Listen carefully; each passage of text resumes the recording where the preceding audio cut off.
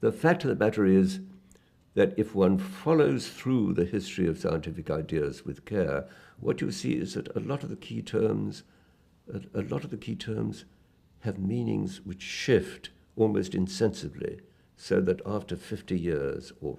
to say nothing of 200 years, people are using the key words in which they would explain their ideas philosophically in ways that fit the world quite differently. You know, their feet change size and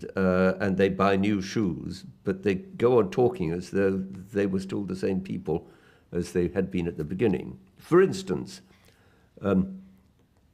Leibniz is very insistent that the processes of the physical world should be mechanical. And there's an argument that he has with the followers of Newton about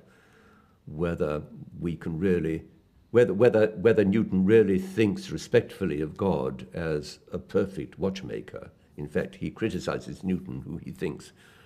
speaks of God as though he was an incompetent watchmaker who can't even make a watch that keeps time, that has to be, so that God has to step in and correct the way the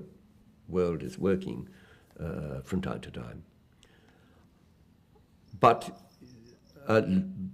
if you confronted Leibniz with his definition of what a machine is, with a computer, for instance, his response would be, "That's not what I call a machine." I mean, it's, you know, the shift in the meaning of the word machine involved in going from gear wheels that interlock with one another to, you know, to what goes on in a PC. This shift, you know, is the result of a whole sequence of steps within science which have carried us, you know, almost unlimitedly far away from what people had in mind originally when they talked about the processes of the physical world as mechanical or mechanistic. And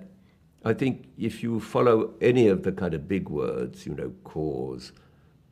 force, machine, mechanical, and the rest, if you follow them through, what you'll see is that actually the worldview of science, if one uses that phrase, that the worldview of science is being repainted in every generation in slightly different colors, in slightly different proportion. And although people still go on using the old philosophical slogans about determinacy and predictability and the rest, that actually they're referring to natural sciences whose actual content is always shifting and rewriting itself in ways that don't match the old disputes in quite the same way as they did.